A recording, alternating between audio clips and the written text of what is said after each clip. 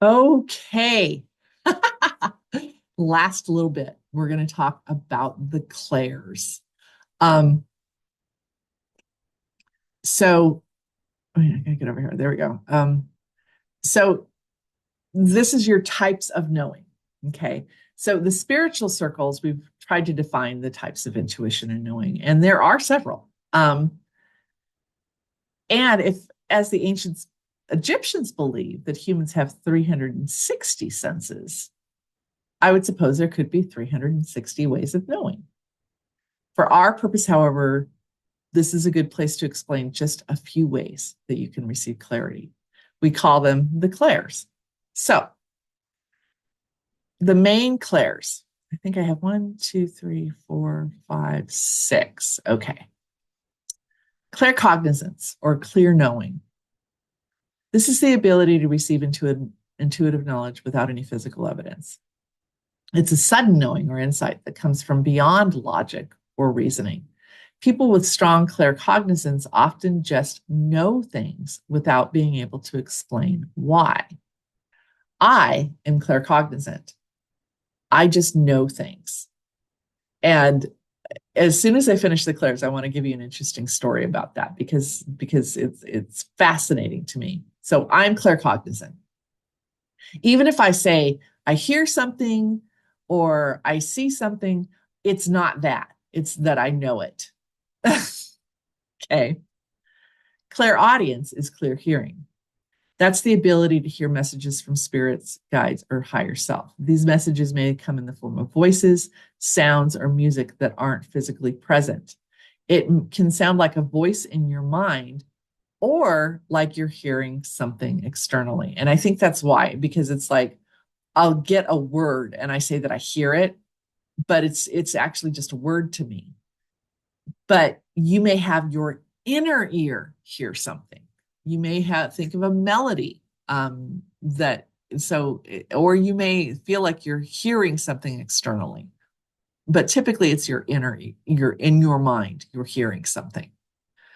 um Clairvoyance is clear seeing.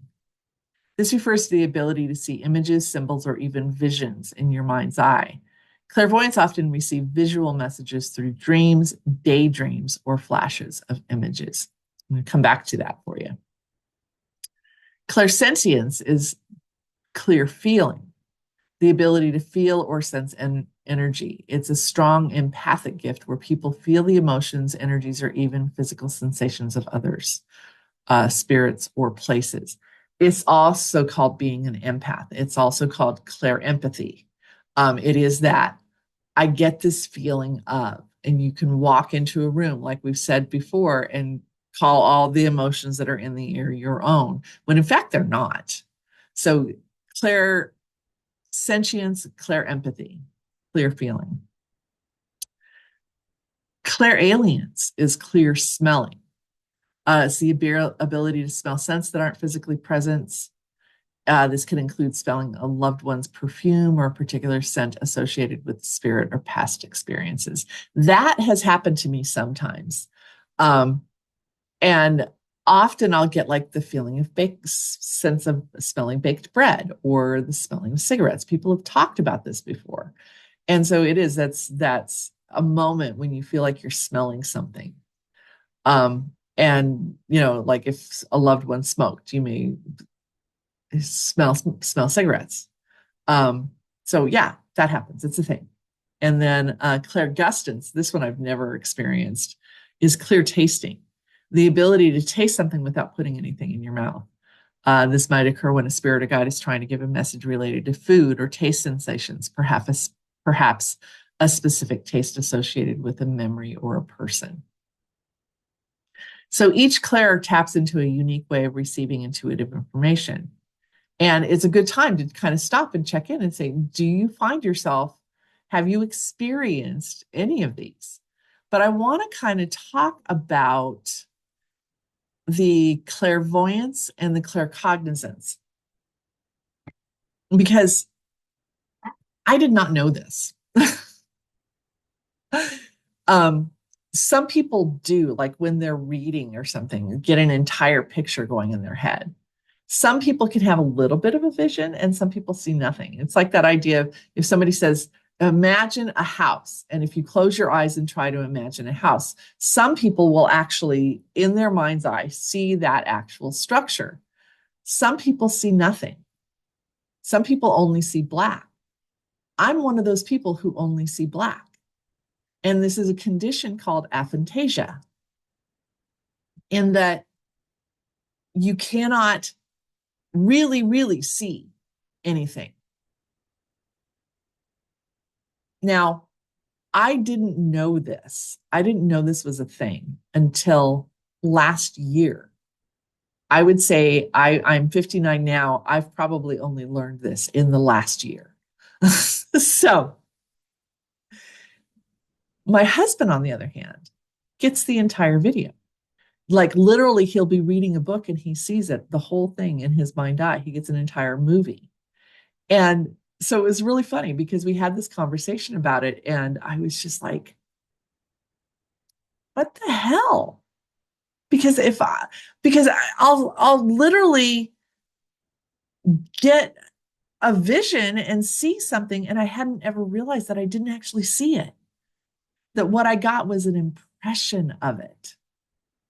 It's my knowing that I do not see it, but I can tell you specifically what it looks like. I can describe it to you. I can tell you in detail. That's claircognizance. That's clear knowing because I can't see it. And I mean, I literally, it was so funny. I went through a period of time where I was really trying to see what it was. And I couldn't. And I was like, oh my God. And I'm like, I remember sitting there going, come on, just give me a vision. Let me just see it. Just let me just see it. And my guides came in and they're like, I wish you'd have never learned that. And as I'm trying and trying to do it, my guides are like, you don't have clairvoyance with your eyes. You can't see it with your eyes closed. You can't see it because that's not how you work. That in fact, I do get an impression of it. I just know it. So I guess my message here is pay attention to your knowing. Pay attention to how you know things, how information comes into you.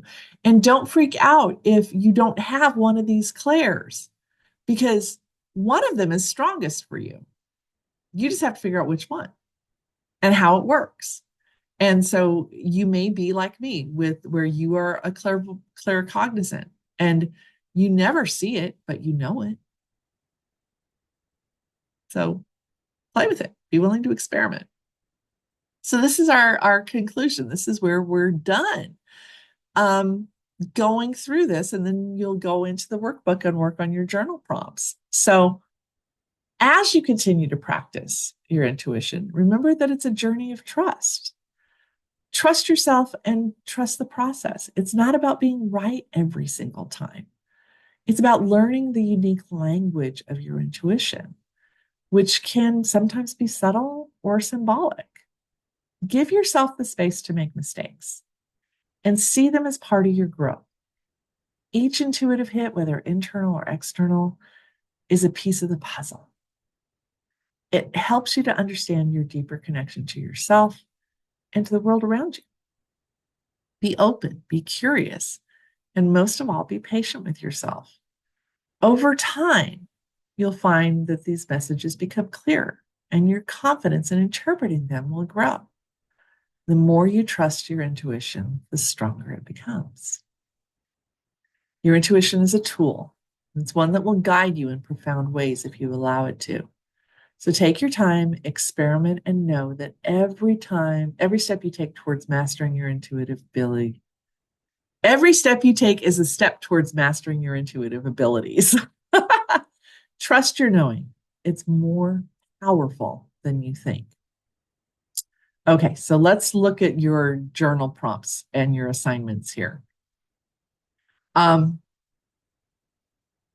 they're basically what I've had you do already, but I want you to go a little bit deeper. I want you to go back and review those. If you've actually stopped and done these, review them, add to them, see what else you can come up with.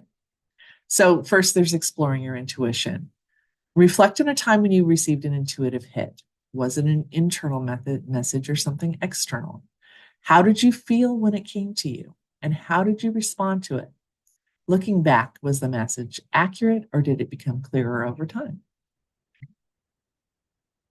Understanding symbols is your next one.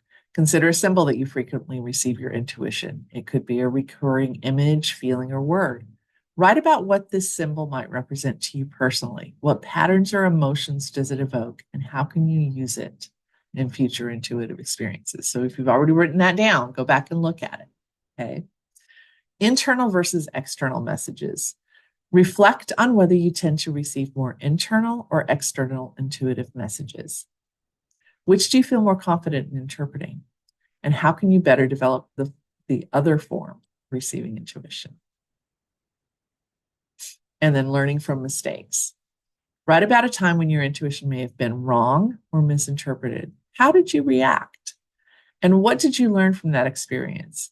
How can you be more compassionate with yourself when those moments happen again? Remember, compassion is a big piece of this. Allow yourself to be wrong. It's okay. You're just practicing. And then you have some exercises. So, first of all, is your clair identification exercise. Create a quiet space, free from distractions. Close your eyes. Take a few deep breaths. And now think about a recent situation in your life and ask to receive intuitive guidance. Pay attention to how it comes to you. Do you hear a message? Do you feel something? Do you just know the answer or even smell or taste something unusual? Afterwards, journal about which clair that is and what was most prominent for you and how you experienced the message. Remember that moment. We're going to talk about this in the next chapter, is that mindfulness and meditation. But remember to clear. Take that deep breath. Get yourself calm and comfortable, and then ask. And then trust what comes through.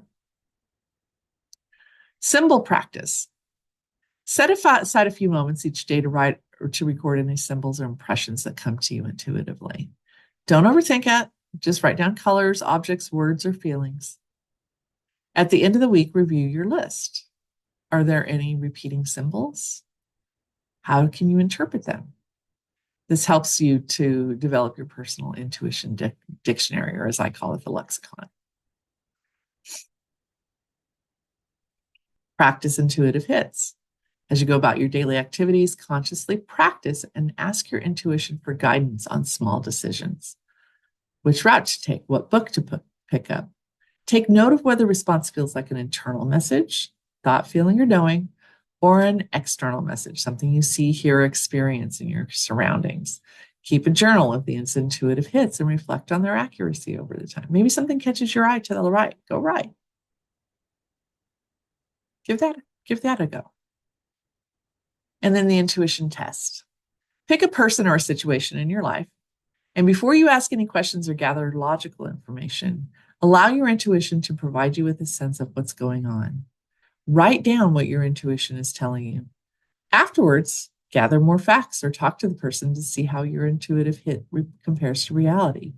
This will help you develop your trust in your knowing over time. All right, so off you go, journal land, do your practice, and we will see you soon on the next lesson on mindfulness and meditation. See ya.